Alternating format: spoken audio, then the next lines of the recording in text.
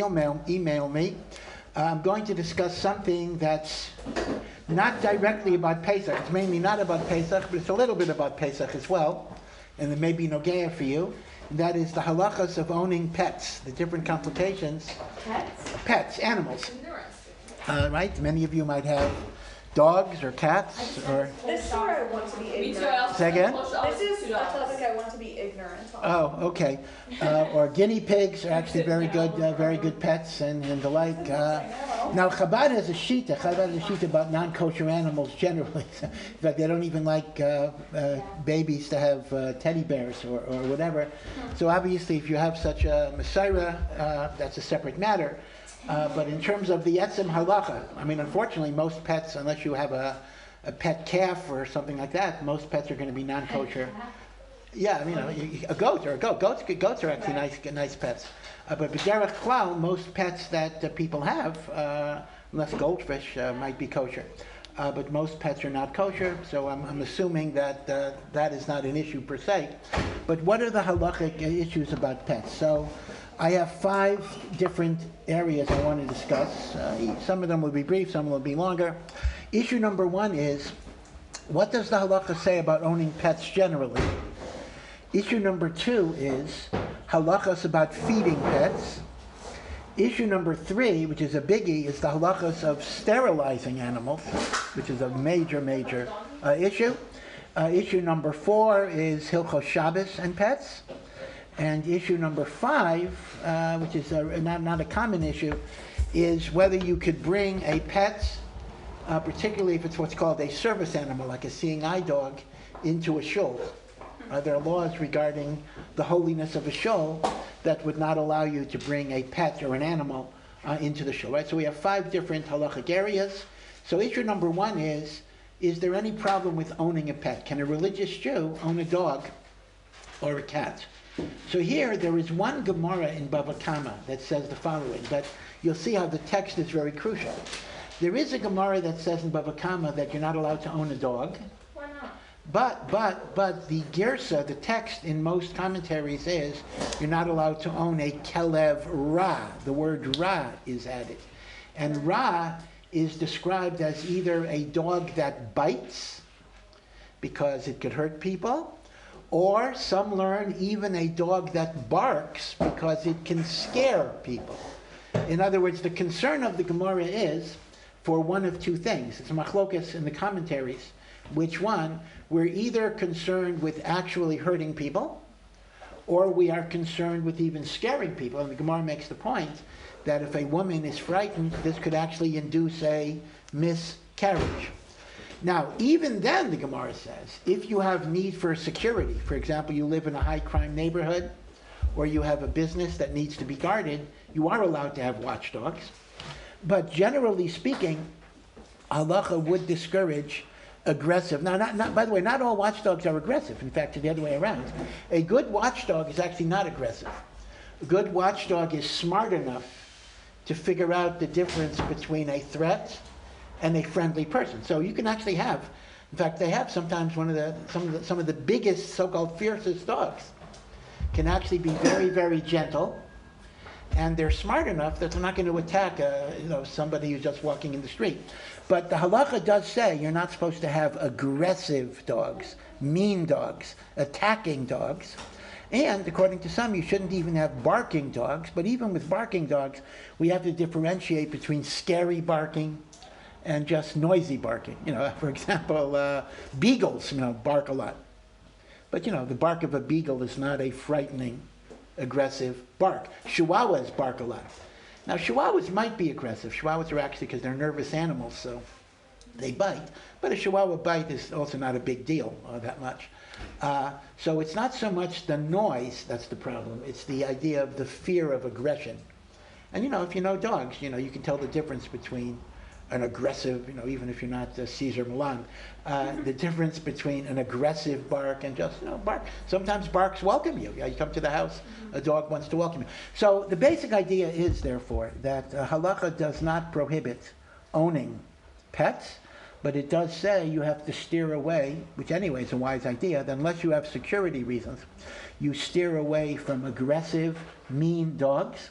And you even steer away from dogs that bark in a threatening manner, because that scares people, that could be mazik people.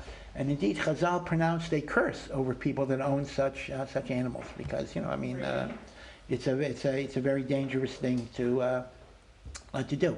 Now, by the way, and some people this is a new. I don't know if it's new, but it's been around for a few years, where people either get half dog, half wolf breeds, or some of them even want to domesticate wolves.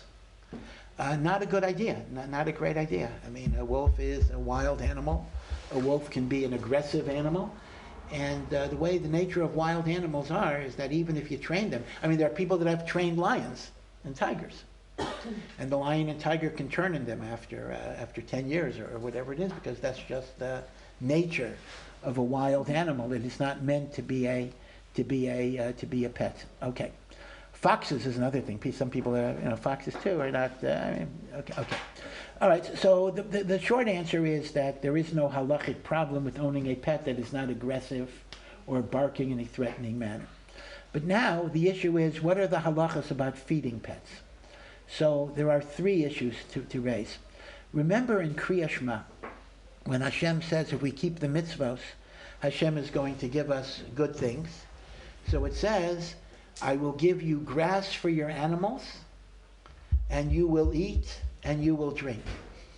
So from here, the Gemara has an interesting halacha, that you are halachically obligated, this is a halacha, to feed your animals before you sit down to your own meal. Now that doesn't mean, obviously, that doesn't mean every single day I take a cookie or something, I got to run out and feed the dog. But it means when I sit down to my regular meals, before I sit down to breakfast or lunch or supper, I am obligated to be sure that my animals have the food they need. Now again, if it's not their scheduling, that's not a problem, but you have to take care of them first.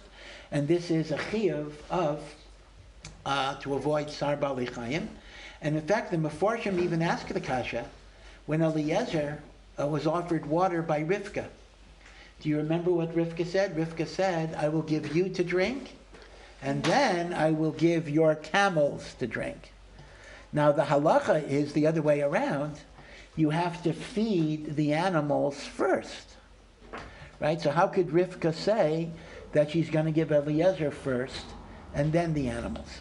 So there are a number of answers that are given for that. One answer is that, number one, this is before the Torah was given, so none of these laws applied yet. That's like one answer. The second answer is that there's a difference between your eating and others like this. I don't eat until I feed my animals. But if I have a guest, I don't tell the guest I'm going to feed your animals first. Meaning my responsibility is more to the human than to his animal. So Rivka is not eating before the animals. Rivka is offering Eliezer before the animals, and that would be appropriate. But there's a third answer that's very interesting. The Magen Avram says, we actually make a difference between drinking and eating. This is very, very interesting. That when it comes to drinking, you may drink before you give your animals water, because drinking could be serious. And lack of drinking could be dehydration, etc. So you take care of that. But once you have your water, right, I come in from the street and it's very hot. So I can have water before I feed my dog. But I shouldn't sit down to a meal till I give the dog food. So there's a chiluk between eating and drinking. And with respect to drinking, you can give yourself priority over your animal. Okay, so that's a halacha to keep in mind, that you literally have to feed your animals before you sit down to eat. Now, a second halacha is very, very interesting, and that is basar b'chalav, meat and milk. Now, here's the thing. Dog food is not kosher. You wouldn't want to eat it. Sometimes poor people do eat it, but dog food is treif. The meat in dog food is not kosher. Now, is there an intrinsic problem in my feeding my pets non-kosher food? Well, is your animal Jewish? So the answer is there's no problem, because the Torah does not prohibit animals owned by Jews to eat non-kosher. They could eat chazer, they could eat pig, etc. However, here's the problem. Some types of prohibited foods are forbidden to eat, but you're allowed to get benefit from. like chazer. I'm not allowed to eat chazer, but I could sell pork to a goy. Now, anything I'm allowed to get benefit from, I can give to my animal because even though I'm getting benefit by feeding my animal, I'm not eating it, so it's okay. But there are two types of prohibited foods that are not only forbidden to eat, but forbidden to get benefit from. You can't sell them or give them to a guy or whatever. And they are meat and milk that were cooked together, and chametz on Pesach. I'll get to the chametz on Pesach shortly. But meat and milk that are cooked together. If you remember, the Torah says you shall not cook a kid in its mother's milk. Now that verse is repeated 3 times in the Torah. 3 times. And the Gemara explains, because each verse is teaching me an additional law. One verse teaches me I'm not allowed to eat meat that's cooked with milk. The second verse says I'm not allowed to get benefit from it, such as feeding it to my animal or selling it to a guy. And the third verse says I'm not allowed to cook it. Do you understand the implications of this? If you are, I'm going to give you a very practical example. Let's imagine you are in a cooking school. Or you're an army chef, not in the Israeli army, which keeps kosher, but let's say you're an army chef in U.S. Army. And let's assume you keep kosher, right? You're not going to eat anything treif, right? You're going to keep kosher. But do you understand that if you're stirring a soup that has meat and milk in it, you are committing a sin by the very process of cooking it. The cooking of it is a sin, not just the eating and not even the benefit, right? So that would be a big problem. So now we have the following issue. Let's imagine you have dog food. Now, if the dog food is just all grain, that's not a problem per se. But let's assume it's meat. Now, often in dog food, in order to increase the calcium, they put milk in the meat, and it's cooked together. So the problem is, basar b'chalav that is cooked together, I'm not allowed to even get benefit from. Now, if I'm not allowed to get benefit from it, that means I cannot feed it to my animal. So the question becomes, when can you feed dog food to your animal? When can't you? Now, again, let me just explain something just to clarify. I mean, as you know, most Ashkenazim, actually most Sephardim as well, we wait 6 hours between meat to milk. Some say 5 hours, 5.5 hours, 5 hours and 1 minute. Some do 3 hours, but there's a waiting period between meat and milk. I hope you understand that all of that is rabbinic. Under Torah law, you're allowed to have milk with your hamburger. The Torah prohibits meat and milk that is cooked together. So a cheeseburger, although it's not clear if that's cooking, might be a doraisa prohibition because you have melted cheese in a hamburger. But a glass of milk with a hot dog or a hamburger or a steak, even without the 6 hours, even if I have them together, I have ice cream right after I have a hamburger, that is minat Torah permitted. All of the laws of meat and milk that you got to wait X amount of hours and you have to wash out your mouth, these are halachos, God forbid, do not be lenient on them. These are absolutely halachos that you have to follow, but they are rabbinic halachos you have to follow. Under Torah, it is only if the meat was cooked with the milk that there is an isser. But now we go back to dog food. But in the case of dog food, in many cases, if there's dairy mixed with the milk, with the meat was cooked with the milk. And since that is usher bahana, right? What does usher bahana mean? Not just usher to eat, but it's usher to get benefit from. So how can I feed it to my animal? So here, there are some technicalities you need to know. And interestingly enough, the Iser of Basor B'chalav only applies to kosher meat and not treif meat. So let's take chazer.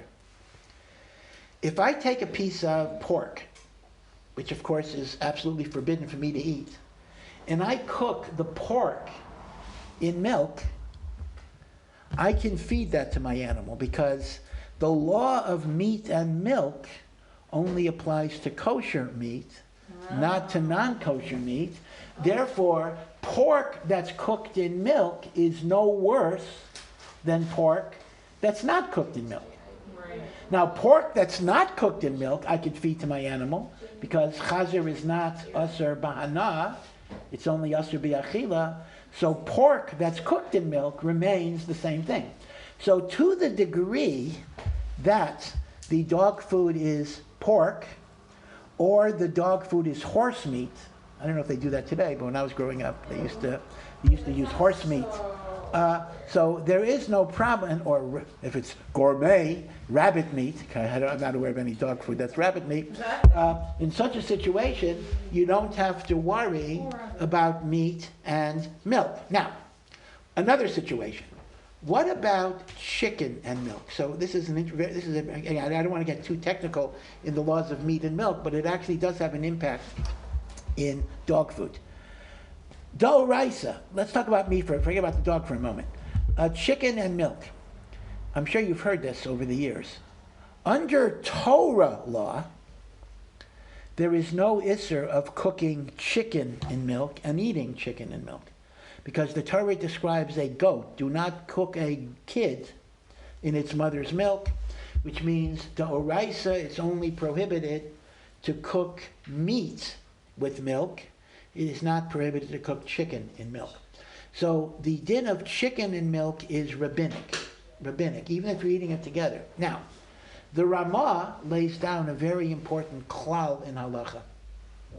The Ramah lays down a klal in the laws of meat and milk that any basar b'chalav that is only rabbinically prohibited is prohibited only to eat and not to get benefit from. So again, if beef is cooked in milk, that is a d'oraisa of basar b'chalav. That is not only asur in eating, it's asur in benefit, and you couldn't give it to an animal. But since chicken in milk is only basar b'chalav rabbinically, it is asur to eat. Yeah, it is asur to eat rabbinically, but it's mutter to get benefit. I could sell it to a guy, or I could feed it to my animal. So it turns out the following. So let's take two cases so far. If the dog food is pork and milk, no problem, because the issur of basar b'chalav does not apply to non-kosher meat. If it is chicken and milk, it's also no problem, because basar b'chalav that is only forbidden rabbinically is mutar bahana. Now, the question becomes, what if there's beef involved? Again, it could be a beef-pork-chicken mixture, or some dog foods, the more expensive ones, are all beef, whatever it would be. Now, this is beef in milk. So the question becomes the following. The beef, even though it's beef, even though it comes from a cow, is still non-kosher because it wasn't shechted. So this is the big machlokas. The machlokas is this. The din that basar b'chalav doesn't apply to treif meat, is that only if the species is treif, like pig? Or is that even if it's not kosher because it wasn't shechted? Which is the case in all dog food. So if you adopt the permissible position that even if it wasn't shechted, it's treated as treif meat, and therefore there's no law of basar b'chalav, you would have no problem. But other people are machmir on it. So my advice to you would be this. Again, you have to check ingredient labels a little bit. And that is, if it's only chicken, even if there's milk, no problem to feed it to your pet. If it's only pork, even if there's milk, there is no problem feeding with your pet.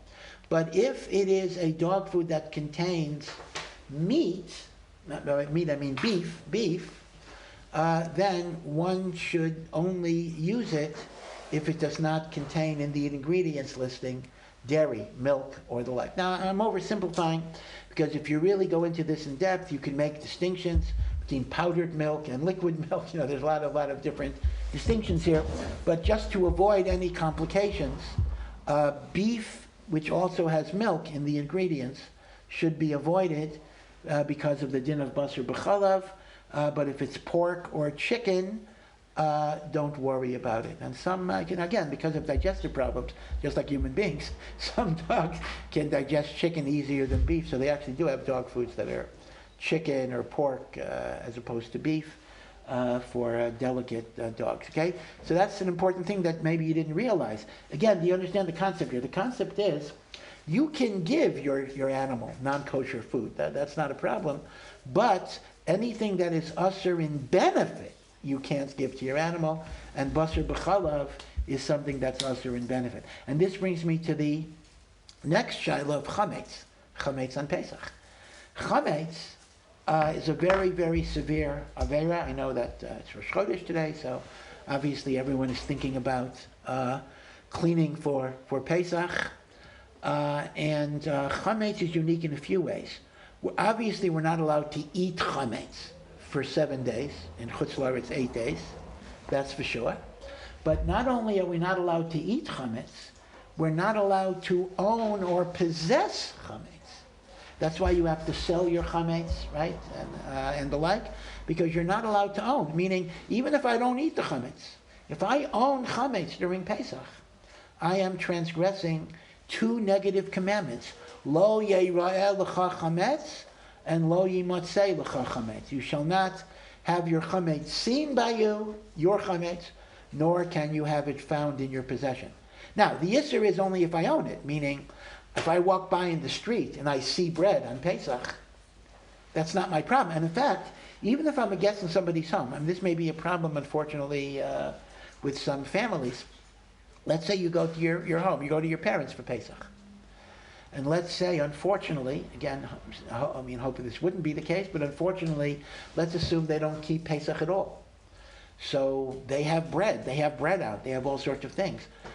Are you allowed to stay in the house? Are you doing any aveira because you're sitting at a table where there's chametz and everything else? Well, obviously, you have to be very, very careful about what you eat and how you eat, and that's for sure. And if you have any questions, you can ask me or ask your other teachers. That's a very important point. But you're not transgressing anything because you're looking at chametz or there's chametz in the house that you're staying, because the aveira of the Torah is for you to own chametz. I'm not allowed to own chametz. If the chametz does not belong to me, I have no sin. Okay, that's important to understand. So this could happen in your parents' house.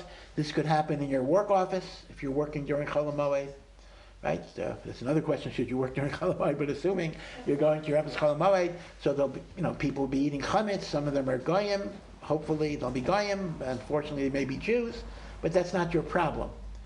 I mean, it's your problem in a spiritual sense. That any Jew that sins is my problem, but it's not a halachic violation that you're looking at someone else's chametz.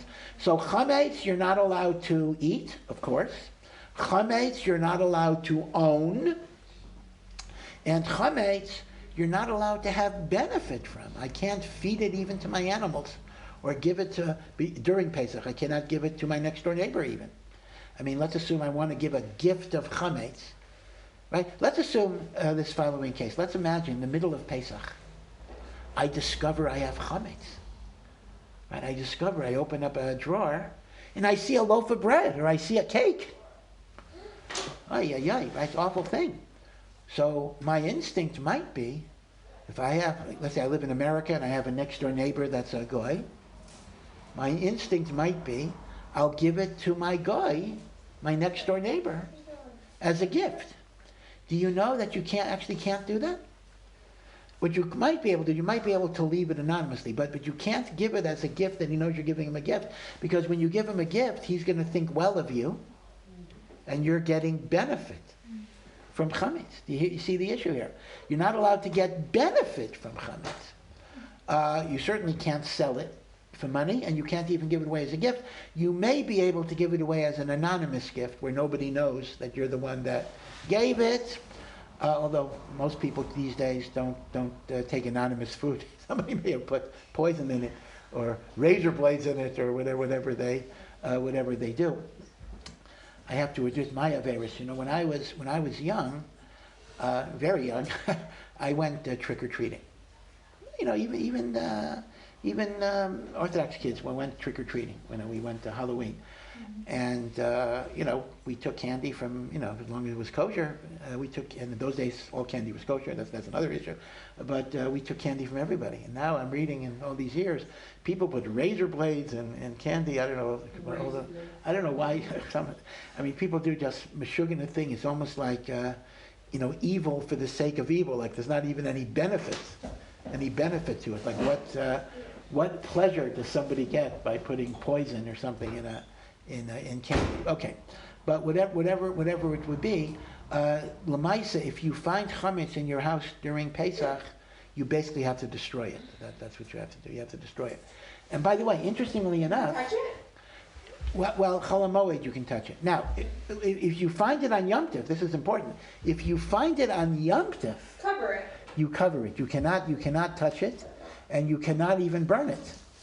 So you're actually stuck. If you find a loaf of bread on the first day of Pesach, Shabbos, it's Sunday. Yeah, but if you find it, What if you flush it? you cannot do it. It's muktzah. You're not allowed to move it. Only on Chol So Chol HaMoed, you can burn it or flush it. Yeah, you can burn it or flush it. It's funny. No, you can't, because you can't feed your dog chametz because you're getting benefit. That's the important. That's the point I want to make.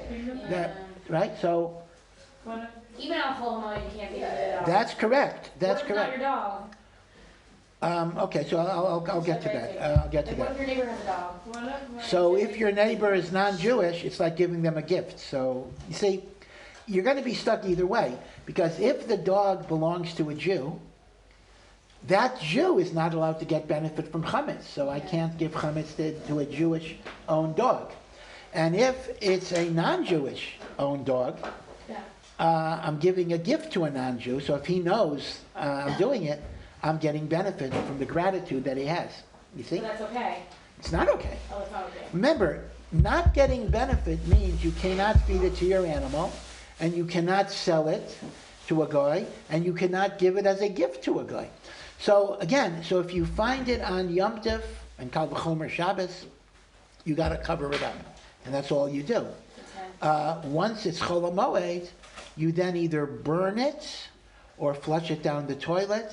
You cannot give chametz to your animal, and you cannot give chametz to another Jew's animal because he would be getting benefit, and you cannot give chametz to a non-Jew's animal because if he knows it's coming from you, you're giving a gift to him, and he's going to think that you're a great guy or a great woman, and that's considered getting benefit from chametz.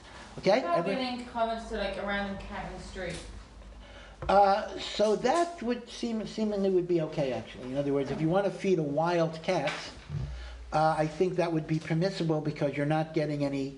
I mean, the feline gratitude is not called getting benefit. It's only the human gratitude that is called getting benefit. Anyway, cats aren't grateful anyway. Yeah. So, say your neighbor's not Jewish. They have a dog in the backyard. Yeah. Tell your neighbor you just chuck the bread over the fence. I think that would be okay. That's what I'm saying. That would be similar to feeding a wild animal, which you could do. So now, this is immediately a problem with dog food, with not just dog food, all pet food. Because pet food generally, unless it's expensive, all beef, is typically going to be a mixture of grain in it. Might be. So the problem basically is, now, not all grain is chametz. For example, buckwheat is not chametz. Rice. In fact, here let me make an important point. You know about kitnias? You know kitnias? Right? Kitnias are legumes, rice, corn, beans. Now, what's the story about kitnios? Rice, corn, beans, popcorn, buckwheat, quinoa. Quinoa is machlok. So here's the thing. That is not chametz. Chametz is only 5 grains become chametz when they ferment. The 5 grains are the same grains that you make borei minei mazonos on: wheat, barley, oats, rye, and spelt. Anything else is not chametz.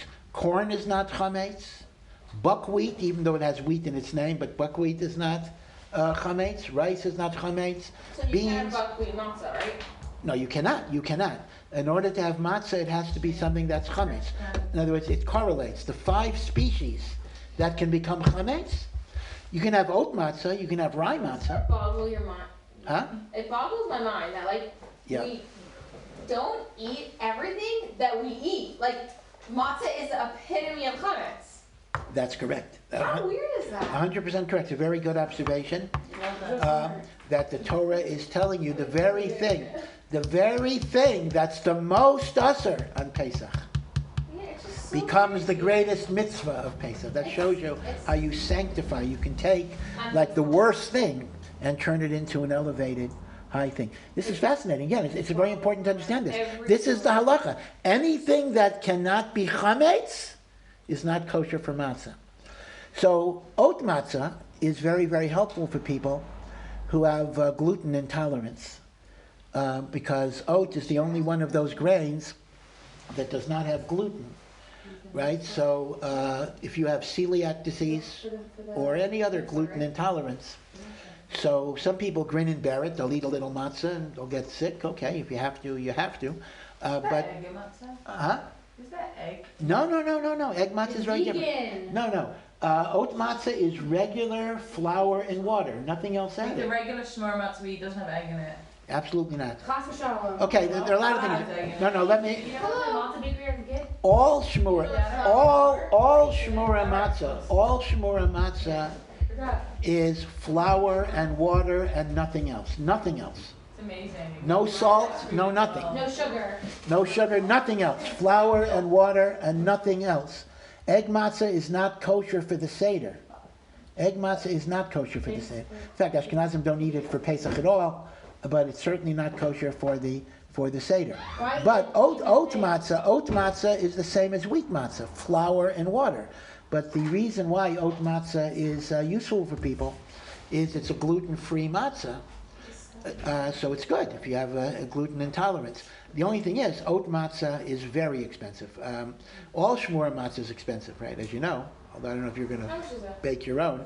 I don't know. I don't know. It goes up every year. So I don't know what the does? price is. Yeah, it typically. And what if you can't afford it? Well, You only have to talk to eat Chabad. Chabad will give you some free matzahs if you need it. What if I No, it's only for the Seder. It's only for the Seder.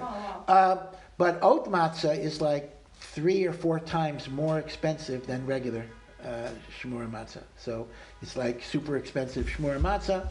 Shmur matzah is very expensive. Yes, it is. But again, I think I think it tastes good. Chabad tries. I know they probably do it here too, but I know in America they try to make it available for people, either for free or really cheap. So kind. Yeah. So is oat milk like absolutely not? Because usually If what? oat milk, Oh, okay. So oat milk is absolutely no good. because the oats in the water, it's like you blend it for like 30 seconds and then strain it. Yeah. Well, I understand, but the problem basically is, listen. Say for matzah? Let me. No, like if you want. Let me raise a simple question. Why can't I just buy flour? The flour doesn't become chametz unless it's 18 minutes with water, right? Can I just buy flour and make matzah during Pesach? The reason that you can't, because the truth of the matter is, today, all flours are washed, and therefore they're all chametz. So even if the oats are just soaked a little bit before they produce the milk, there was a washing process and a cleaning process. So you have to make the assumption that it's all chametz. It was all in contact with water for a constant process. Now, that's chametz. Chametz are the 5 grains. But what about buckwheat? What about rice? What about corn? What about peas? What about string beans? What about, mustard seeds have to be, these are called kitnios. Now, kitnios are legumes. D'oraisa, they are not chametz, and Sfardim eat them. Sfardim eat them because there's no problem. But the minhag, it's a minhag, but it's a very strong minhag. It's been around a long time, 1,000 years. The minhag of Ashkenazim is we don't eat kitnios on Pesach. So if you're a Sephardi, you can have rice and corn. If you're an Ashkenazi, you don't have rice and corn. And if you are an Ashkenazi woman who marries a Sephardi man, you can take on your husband's minhagim, but vice versa as well. Wait, if I marry Sephardi, I could take down his mom? Yes, absolutely, absolutely, Please. absolutely. So if you really like rice, you'll marry a Sephardi. That's But what the they want to but the other way is also true, unfortunately. L'chumra, that is, if you're a Sephardic woman who marries an Ashkenazi, you're not allowed to have the kitnios. Now, the thing about kitnios is that even for Ashkenazi, kitnios is not the same as chametz. Kitnios I'm not allowed to eat, but I'm allowed to keep in my house. So if I have rice, I don't have to sell my rice. I can keep my rice. I mean, obviously I should put it in a cabinet where it's sealed so I won't use it. But technically, there is no iser to own kitnios or get benefit from kitnios. There is only an iser to eat kitnios. Now, that's actually very relevant for pet food. Because here is the thing. If the grain in the pet food is kitnios, like corn or rice, I'm allowed to feed it to my animal because it's only kitnios. If I'm Sephardi, for sure, but even an Ashkenazi could feed it to the animal because kitnios is mutar in benefit. You see? But the problem is, if the grain is wheat or rye or oats or spelt or barley, then I do have a real chametz problem. Now, there are a variety of pet foods, and you can usually find a pet food that is not chametz. But let's say you have, sometimes this happens, I mean, I get these questions a lot. A dog is on, or a cat is on a special diet for digestive problems, right? Animals have digestive problems too. And there's a certain, like, medically or veterinarily approved type of food that is good for them. And that happens to be chametz, and you don't have a substitution. So what do you do if your pet is only going to eat a chametz diet on Pesach? So here, what you got to do is, this is a little difficult. Number one, you have to sell not just the pet food. The pet. You sell the pet food, so it's not, you don't own that chametz during Pesach, but you also have to sell the pet. Do you understand why it's two steps here? I got to sell the pet food because I'm not allowed to own chametz during Pesach. But even if I sell the pet food, so it belongs to the guy, I'm not allowed to feed my animal chametz because I'm getting benefit from the chametz, even though it belongs to the guy. So you got to sell both the animal, and you talk to a rabbi how to do this, and the pet food, right? And moreover, there's a third step, which is going to be the hardest step of all, that it is recommended that the animal and the food be physically transferred to a new location. No. So that would actually mean that if I'm selling my dog and selling my my dog food to a guy, the guy actually should take physical custody of the animal during Pesach. Now you can have visitation, like a divorce. You can kind of visit your dog and take him out for a walk.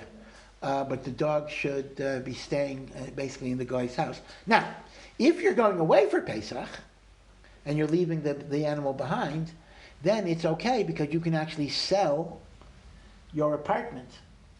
Not just the chametz, you sell your apartment, so in a sense...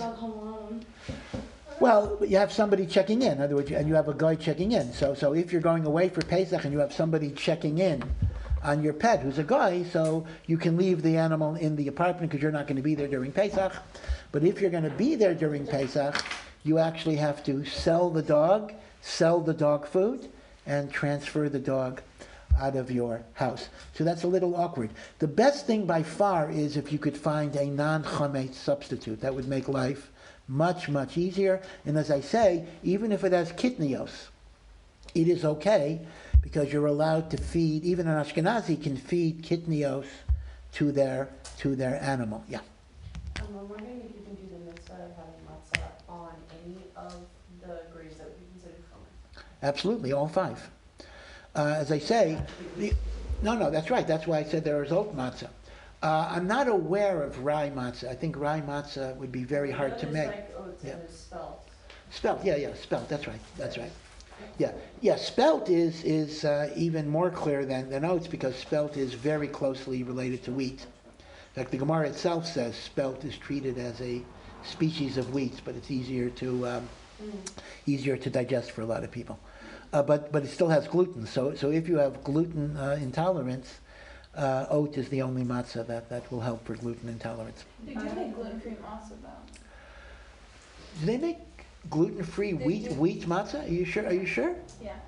I have it because it's crunchier. But you know that it's wheat? You have what? I have to check We that. have gluten-free Okay. wheat matzah. It's crunchier than normal. I'm going to check that because I had always thought. Okay, I'll check it. Maybe I'm wrong. I had always thought that the only gluten-free matzah there was oat matzah. By the way, oat matzah is strange. Oat matzah is very bitter. I don't know why, because oat is a sweet grain. There's a sweetness to it. But for some reason, in the matzah baking process, oat matzah has a very, very bitter aftertaste to it.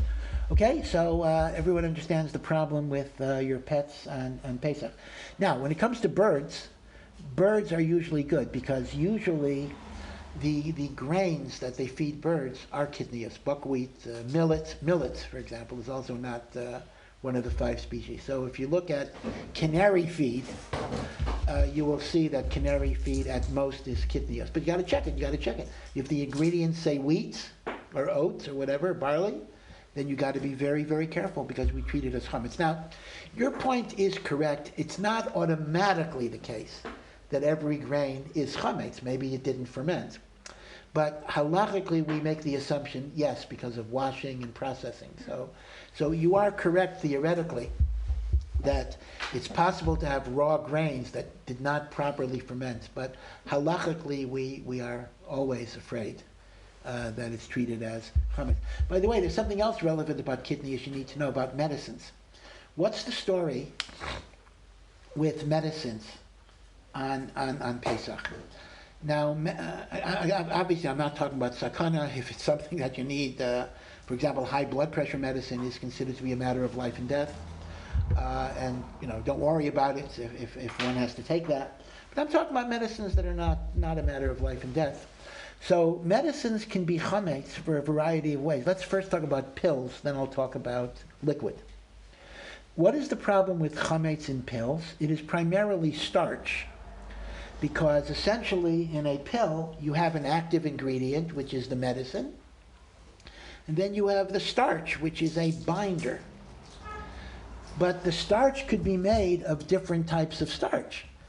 Most pills are corn starch or rice starch, because that's cheaper. So corn starch and rice starch for Sephardim are perfectly fine, and even for Ashkenazim, they're only kitnios, and kitnios are permitted for medicine, meaning even though you cannot eat kitnios stam, but kitnios lirafua are mutter. So if the starch is corn or rice based, then you can actually take the pill on Pesach, even if it's not life-threatening. But occasionally, a pill will have wheat starch as the active ingredient, or oat starch, and that is chametz. So generally speaking, one should try to avoid it, although some people do permit it for the following reason. There are a lot of rules for Pesach.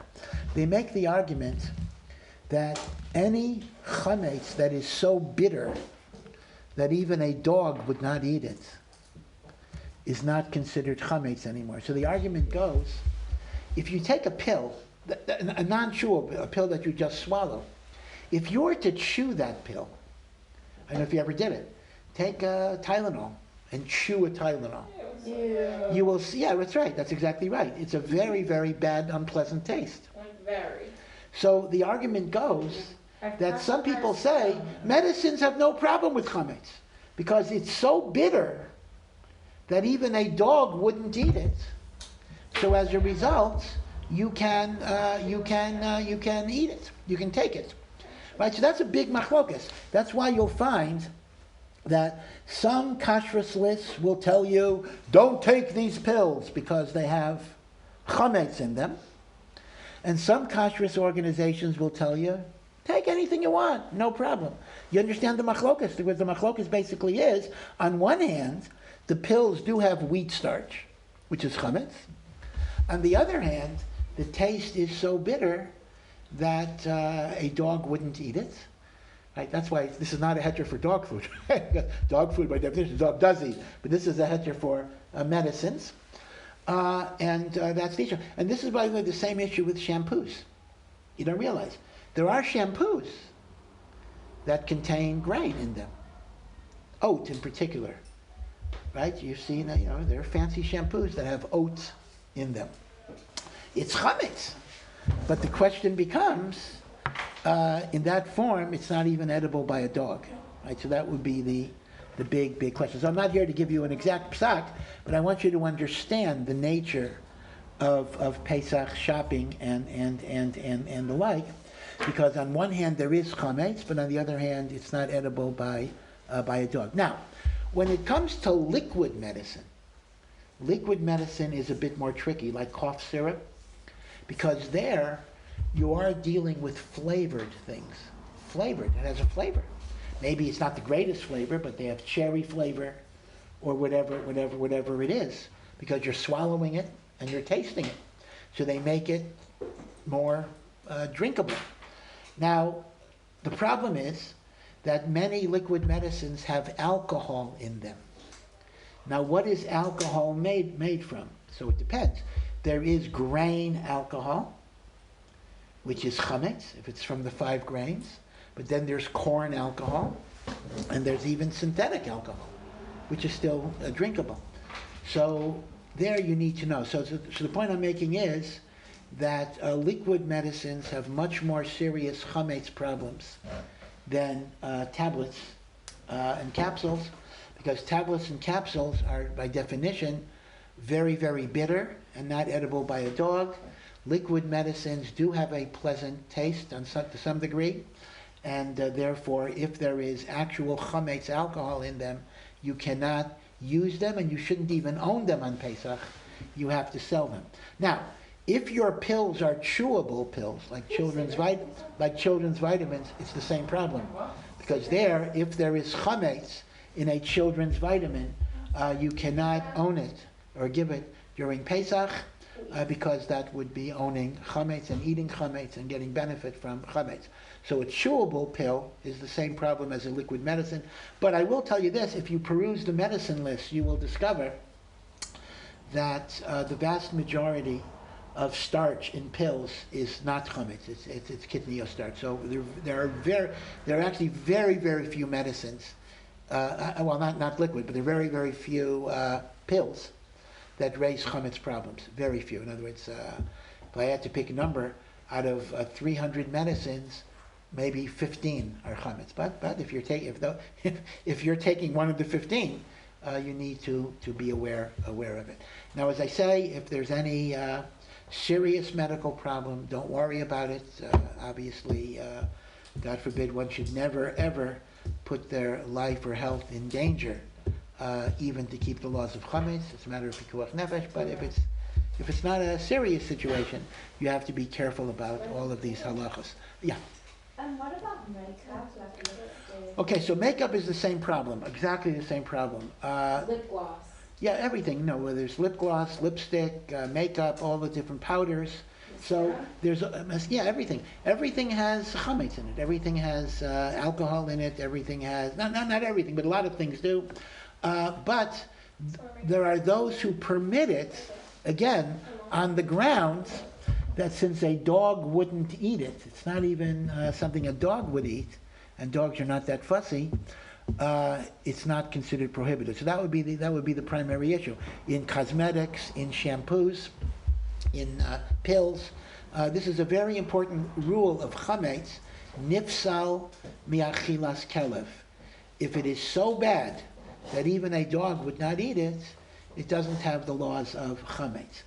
But as I say, that does not apply to liquid medicines that have a taste. The fact that a dog wouldn't eat the cough syrup doesn't make a difference. If I can taste something candy-like or sweet in it, that would be enough to make it forbidden. Yeah. So why do some people buy brand new makeup brand new thing. Okay, so the Brand new shampoo. so the brand new thing is really for a different My mom problem. only buys lipstick brand new. The brand new thing is not because of the thing being chametz, because they may buy the same brand new, but it's because in the course of the year, let's take lipstick for example. In the course of a year, right? Lipstick, right? So you ate a meal, right? You just had pieces of challah, right? And then you do lipstick.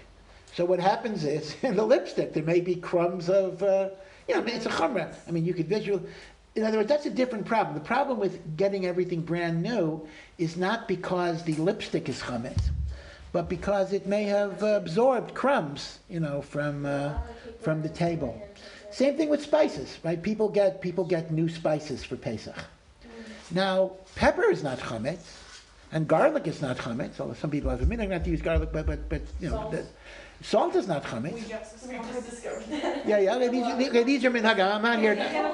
I'm not here to go over every minhag. I don't want to say crazy. I don't want to say crazy minhag. Okay, but regular spices are not chametz. But people do have a custom not to use the open spices that they had during the year, not because the spices are chametz, but because there may be some stuff, that got into it by handling or whatever. So these are time-honored chumros of the laws of Pesach. That's why people get new makeup and everything else. But as they say, if you're really, if it's hard for you, I don't want to, give you a total leniency. But if it's hard for you, you don't really have to get. Yeah, I'm not buying. You don't really have to get new makeup or a new shampoo or all that stuff, as long as You should sell your lipstick. Say again? You should sell your lipstick. Huh? Clean it Should you before. sell your lipstick? No, you don't have to sell your lipstick. Is it? No, you don't have to sell it. But the only question is, some would say it's better not to use it. You use something new. Yeah. What about toothpaste? So toothpaste is an interesting question. Some people say toothpaste also, at least if it's not flavored. Like we have to differentiate between plain toothpaste and flavored. There are flavored toothpaste. Flavored toothpaste very definitely needs to be kosher lePesach, and there may be some alcohol or grain extract in there. And a lot of brands are kosher for Pesach, but some are not. If it's unflavored, many opinions do permit it with the idea that it's like so disgusting that a dog wouldn't eat it. So that comes up to toothpaste as well. Others say that it doesn't reach that level because it is in your mouth and you are putting it in your mouth, so it doesn't have the rule of being so disgusting that you would never eat it. Yeah. Mine is tied into mouthwash. Is that fun? Yeah, so mouthwash is very important. Mouthwash may be chametz, exactly, because mouthwash, unless maybe it's plain old-fashioned Listerine, but if the mouthwash has flavors, and then even if you wouldn't want to swallow it that much, it will be chametz only if it has grain alcohol. Now, it happens to be, again, I don't have all the brands in front of me, there are guides, it happens to be that most mouthwashes are kosher for Pesach because they don't have the grain alcohol. But you do have to check a list, like the OU has a list, different, you can get the lists online, a lot of them online. You need to check. Now, do you have to get a new bottle? Let's assume you have kosher mouthwash. Do I have to get a new bottle? Not really. Okay, the minhagim are, to get new, but you really don't have to get something new if it's a bottle of mouthwash or something, Do you buy new? Huh? Do I try to, but it depends on, I believe in you. it depends on the energy level of the year. Every year is a different energy level. Yeah. What's the situation with braces? Or Oh, okay. Excellent question. We know that you have to kosher things for Pesach, right? Because any vessel that absorbed chametz will give out the chametz when you cook in it. So that's how you kosher it, right? You put it in boiling water, you use a blowtorch. So the truth of the matter is, braces are metal, and in the course of the year, they absorbed hot chametz. So you have to kosher your braces the way you kosher a pot. So this depends. It depends. If it's regular old-fashioned metal braces, you actually drop it in a pot of boiling water.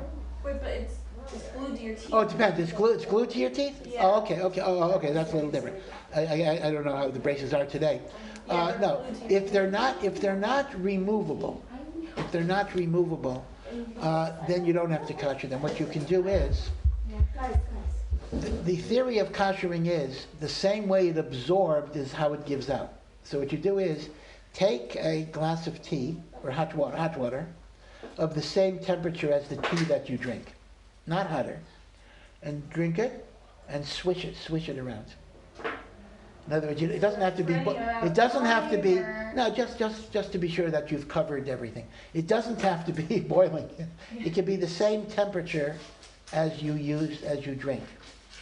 Okay, but if it's removable braces, it's actually preferable to put them in boiling water. If they're metal, if they're plastic or if they're soft and they would melt, then you could do it what I just described. Just take hot liquid in your mouth. So then, like with retainer, if you could boil it. If you can't, should you use denture cleaner and like hot water? Yeah, that would be correct.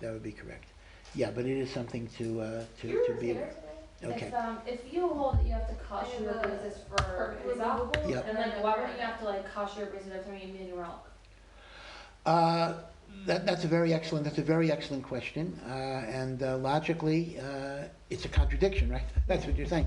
But the short answer is that we have something called chumrah of Pesach, meaning that Pesach often has chumros that are beyond what you normally do in the course of the year.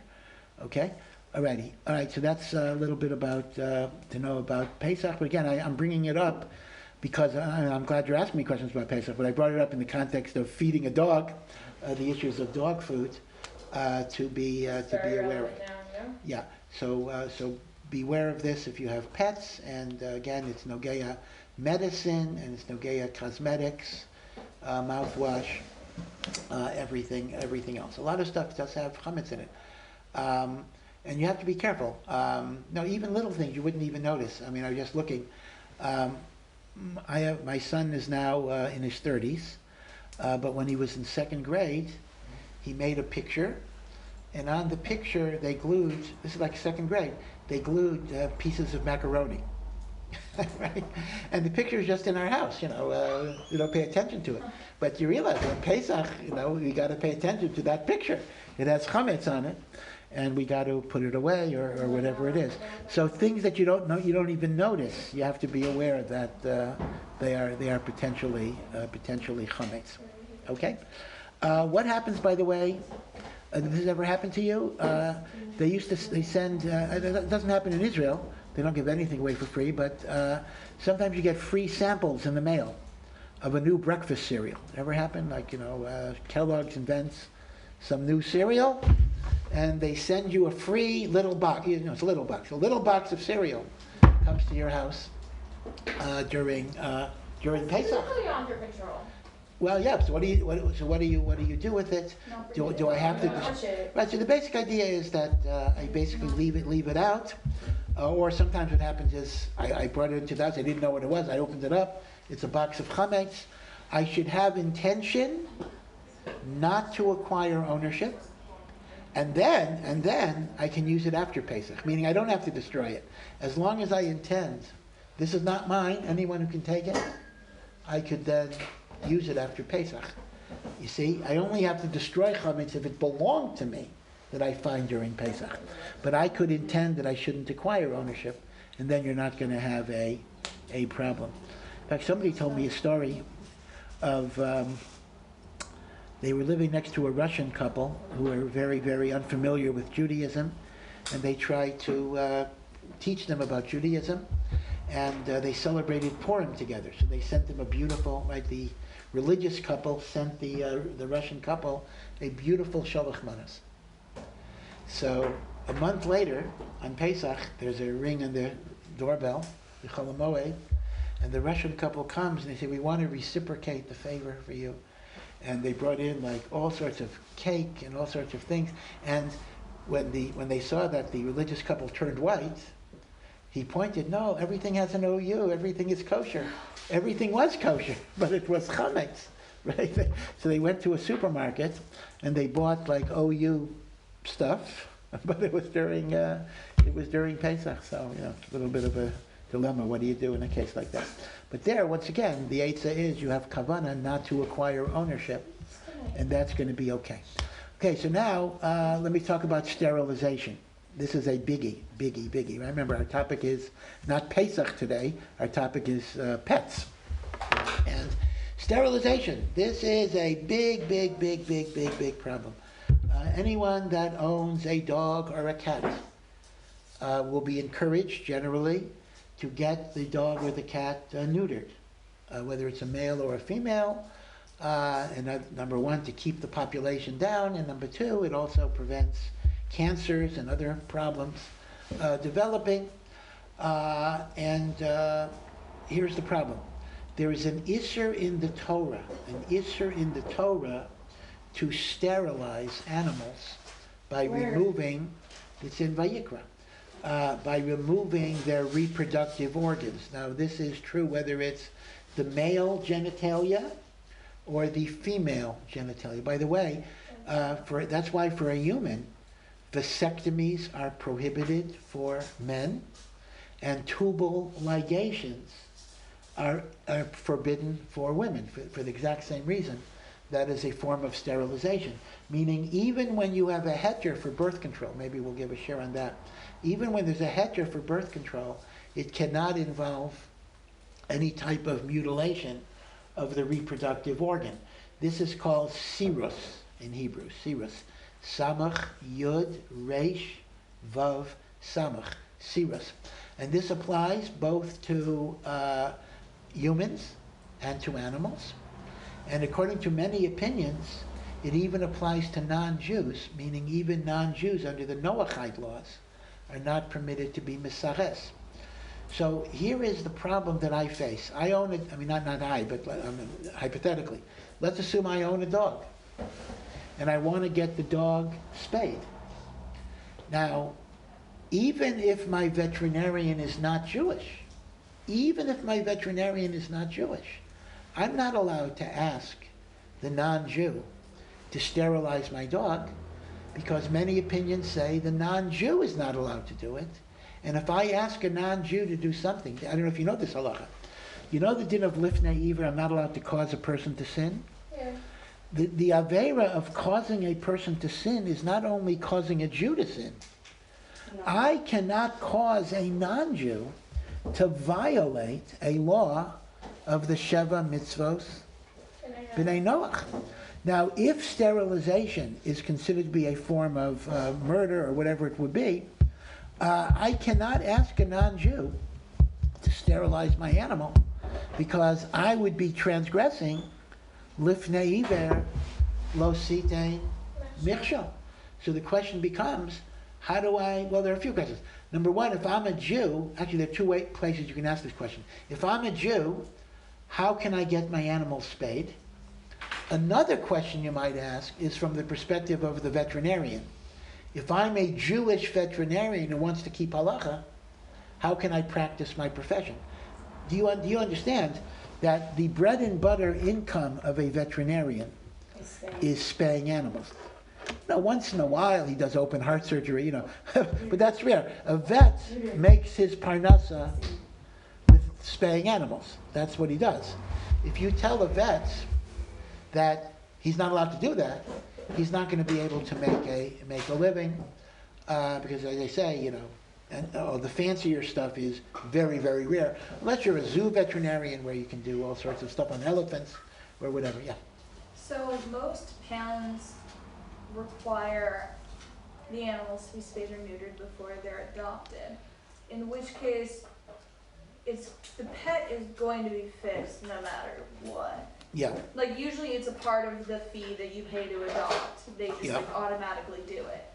So then in that case, you're not actively seeking it out. It's just something that's already going to be done. No, so that's very good. So for example, it's a davar pashut. In fact, this is recommended. If you buy an animal that's already been neutered before you took possession of it, that's perfectly fine. You didn't ask, you didn't request. It was done without your open agreement. Mm-hmm. So that's going to be okay. That would be the recommended way. But let me just mention that here too, the poskim have allowed a certain evasion.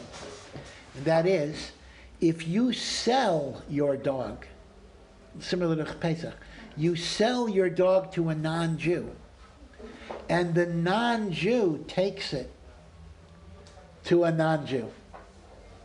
So some permitted it that way because it's a non-Jew that's making the request to a non-Jew. Are you allowed to ask them to do that, or do you have to kind of like hint at it? So here the poskim say that the Isser of Lifnei Iver is only when you directly tell a non-Jew to do a sin. But if you tell non-Jew 1 to tell non-Jew 2, that's a two-step removed, and that's considered to be permitted. So that's a heter. Now, the only question is, what does the veterinarian do? That's the other question. Yeah. I'm a veterinarian. What can I do? I can't do the spaying. So the short answer is that he has a non-Jewish nurse. It's the same idea, meaning he does everything up to the final cut. And the final cut is done by a non-Jewish employee. Now again, these are not That's totally logical, because how can he tell his nurse to do it if she or he is a non-Jew? You got a problem, but this is what many people rely upon. It's very, very tenuous. Yeah. What if you work, like I worked for a million years at an animal shelter Yeah. when I was younger, Yeah. and like a lot of part of working there is like kind of setting up the dogs that come in. Right, so Should this is- I be preventing that? No. So this is where you have a legitimacy, meaning as long as you're not requesting and you're not doing the actual cutting. I remember I had to call the vet and set up the appointments and stuff sometimes. That's okay. In other words, there are halachos that you're removed from. In other words, you're not allowed to ask for the sin to be done, and you're not allowed to do the sin. But I could set up the appointment. But you're setting up neutering things. for dogs. Yes, you are allowed to. But that is kind of asking for it. Well, you're responding to people asking you. You're not. You're just Yeah. recording information. Yeah, or like my mom sometimes was in charge of like when we got a new dog, filling up the paperwork, Yeah. and then like filling up the paperwork and then being like, okay, well this one's this ready time to go get neutered. Well, it depends on how directly you're asking. I mean, if you're just a secretary, or you're just a receptionist, or you're just a coordinator, you're not initiating any request. Okay, But if you're the one who's initiating the request, you have a lifnei iver problem. By the way, I want to point out that the issue of sterilization is only if it's anatomical, meaning only if it's cutting. Now, there are other forms of sterilization that are chemical, such as injections or drugs, and that actually is permitted.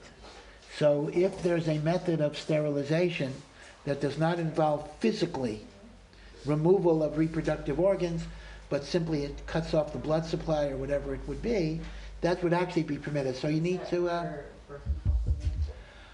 for birth control, well, let me put it this way, it wouldn't be considered the issue of sterilization, but on the other hand, to the extent that it's permanent, it would be wrong, because you're totally getting rid of the possibility of pru or vu. So we would not say it for human, okay? So that's what you need to know about sterilization and spaying. By far, the best thing to do is to get a dog or a cat that has already been neutered. Then you do not have any problem whatsoever with it. Okay, so I've mentioned, we really discussed 3 issues today. Are you allowed to own a pet? The answer is yes. Feeding the pet, the chametz and basar b'chalav, and feeding it before you eat. We discussed that. And then we discussed sterilization. The 4th issue is the laws of Shabbos, which is very, very fascinating. And that is, this is going to be a hard one for some of you, but I'll give you some etera. Are pets muktzah? Now, right, Shabbos has a whole category of items that you're not allowed to move on Shabbos. They're called muktzah, right? You don't move money, you don't move a pen, you don't move a computer, you don't move a cell phone, right? We call these muktzah. When you first learn about Shabbos, muktzah is very scary, because you're doing something innocent in someone's house, and usually it's some kid who calls out muktzah. No matter what you do, anything you touch, muktzah. And it's like you don't know what's going on, but things are muktzah. Now the Gemara says in Masechah Shabbos in the Tractate of the Laws of Shabbos, that animals are muktzah on Shabbos. You're not allowed to move animals on Shabbos. Now, here's the question. This is the question. What type of animal is the Gemara referring to? Some opinions say it's referring to farm or work animals, such as chickens that you keep for eggs, goats, sheep for their milk or their wool, cows. So those are muktzah. In other words, work animals are muktzah on Shabbos. That's actually true. You feed them, but you don't move them. But recreational animals that are kept for enjoyment and pleasure, dogs, cats, pets, are not muktzah. They're like a toy. I mean, toys are not muktzah, and one could look at a pet like a toy. So there are some commentators that actually say pets are not muktzah on Shabbos, so you have no problem. However, the bad news is a majority of postim do treat pets as muktzah, and Rav Moshe Feinstein wrote a tshuva, now this is going to be very interesting, in the 1960s, in which he paskins that pets are muktzah. Now, let's go with the strict view for a moment. I'll give you the lenient view, but let's go with the strict view. Let's assume pets are muktzah. The worst case scenario. My dog is muktzah. My cat is muktzah. So what does that mean I can or cannot do? So here's an important rule about muktzah. There is no issur to touch muktzah. The issur is to move muktzah. Let's take a pen. A pen is muktzah. I can put my finger on the pen. I can put I could lean against a car. I can't move it. I can't move a pen. So, according to that, I could touch my pet. I just couldn't move my pet. So, for example, if I put a leash on my pet in order to walk it, as long as I don't move the pet and the pet walks on its own, that would be okay. That's how you walk your dog on Shabbos. Now, the interesting machlokas is, how do you describe petting an animal? I have a dog, a cat, and I run my fingers through its fur in a back and forth motion. So something is being moved, obviously. I'm moving the fur, but I'm not really moving the animal. The animal stays in place. Or if it moves on its own. I'm not moving the animal. So some opinions say, even if pets are muktzah, you are allowed to pet them, because petting is not treated as a movement, which I think that's a very useful leniency. So I can pet my dog. I could attach the leash onto the dog, and then the dog moves on its own. I'm not moving the dog. So I wouldn't be allowed to pull the dog. I mean, I could stop the dog. But I wouldn't be allowed to, right? Sometimes the dog gets stubborn, you got to pull it towards you. That would be muktzah. You're not allowed to move the dog, but you could stop the dog and you could pet the dog. Other poskim are stricter on this, and they say that even the side-by-side movement of fur is called moving of muktzah. Now, this is the strict view. But let me point out that although Rav Moshe Feinstein in the 1960s took a strict view, in a responsa that we discovered after his death, he seems to have changed his mind, and he actually said recreational pets are not muktzah. Now, I have to tell you that in the world of halacha, these post-mortem discoveries are always very problematic, because, after somebody dies, statements come out, people issue statements, we don't have the total verification that this was actually Rabbi Feinstein's decision. So rabbis are a little reluctant to use it as an absolute source of authority, but still there are opinions that treat recreational pets as non-muktzah, so you do have a basis to rely upon them. Yeah. Two questions. One of my cats always jumps on the Shabbat table. Yes. And if we weren't to move him, that would be an issue. So then, Yeah.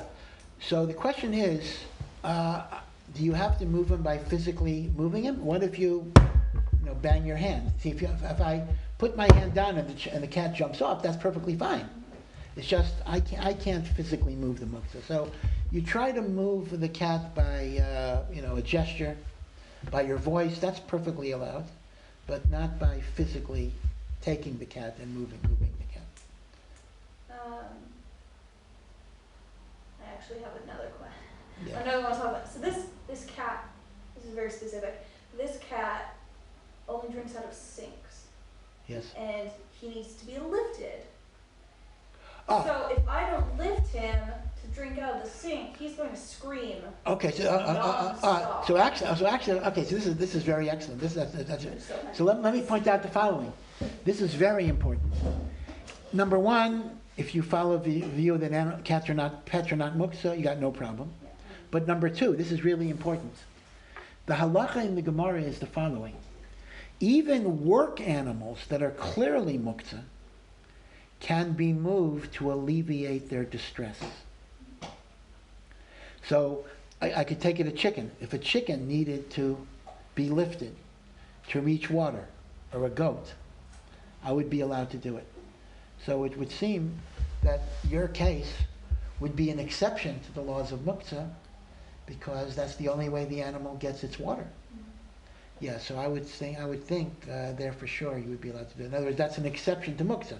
Muktzah is set aside to prevent the distress to an animal. But apparently affection itself is not enough. In other words, the fact that the animal gets distressed if you don't carry it, that wouldn't be enough. But certainly if it's not going to drink, it doesn't drink from the bowl, only from the sink. Only from the sink. Okay. Like we have one of those like running waterfalls. Yeah. No, only the sink. But I was also going to ask about service animals. Yes. Where it's a recreational dog, but you're using it for a job. Yeah, I would still treat it as a pet because it is a companion, even though it's trained to do certain things. But it's not there for malacha. A work animal is there for forbidden work like plowing or shearing, and the like. Now, the final question I'll just allude to one other issue about a dog. When there's no Erev, and you're not allowed to carry, forget about muktzah, you do have some issues about walking a dog on Shabbos. If there's an Erev, I can walk a dog very simply. I simply attach the leash to the dog, and the dog walks. I'm not moving the dog per se, I'm just holding the leash, and the dog walks. That's perfectly fine, right? So when there's an Erev, walking a dog is fine, whether the dog is muktzah or the dog is not muktzah, not a shaila. But when there's no Erev, meaning you're not allowed to carry from the outside, because there's no enclosure, so the problem is sometimes holding the leash might be considered carrying, and it really kind of depends. If the leash is taut and it's not dragging, that's actually good, that's fine, because I'm not carrying the leash, I'm holding it up, and the dog is creating the tension. But if the leash is loose and dangling, then as I'm walking with a leash that's dangling down, I am considered to be carrying the leash. So what that means is the following. At any point that the dog stops and the leash is no longer taut, you have to stop. You can't keep on walking. You understand the picture here? You cannot keep on walking with a non-taut leash, because as you're walking with a non-taut leash, that's treated like you're carrying the leash. Okay? So if the dog stops, you have to stop, and then you can, do something to get the dog to go, or whatever it would be. And then when the leash is stretched, you're allowed to keep on walking again. So you do have to be aware of this, and this is a problem only when there's no Erev. This is not a problem if there's an Erev.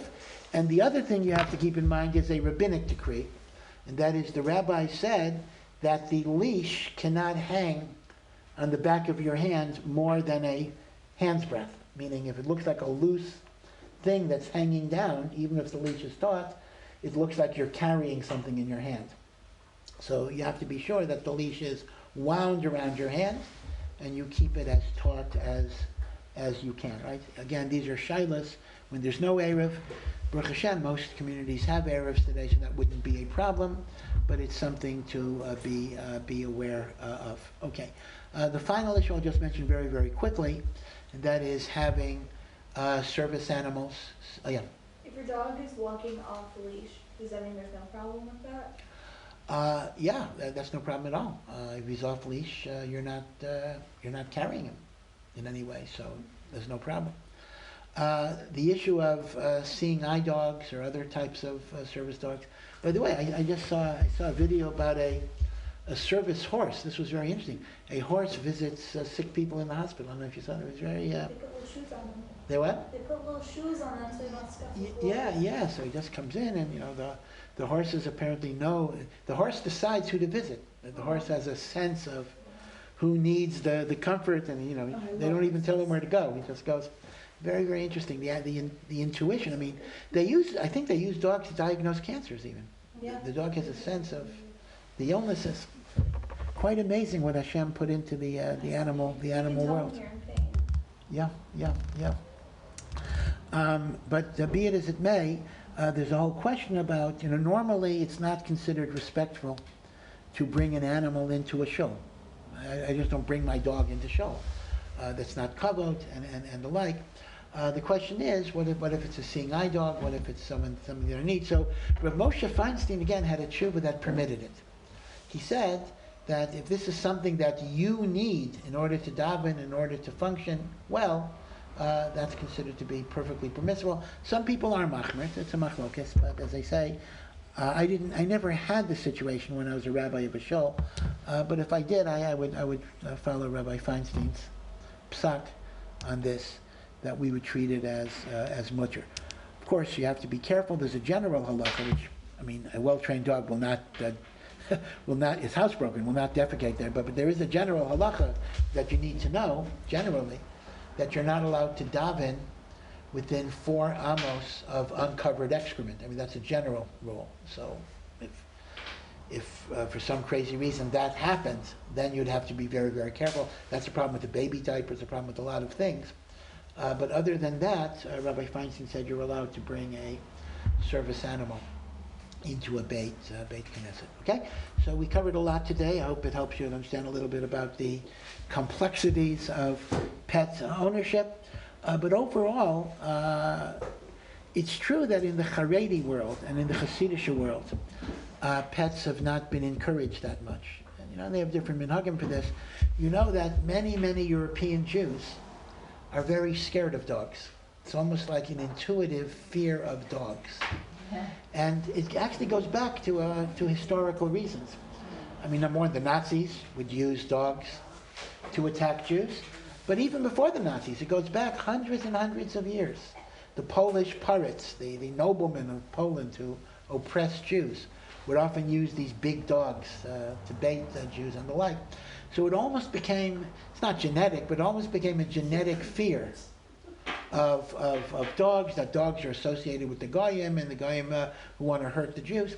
But the truth of the matter is, dogs or cats, for people who are cat people, can be very, very useful for a lot of kids. Many, many times you have kids that are having difficulties in school, or kids who feel they don't have a friend, or kids that are going through emotional difficulty.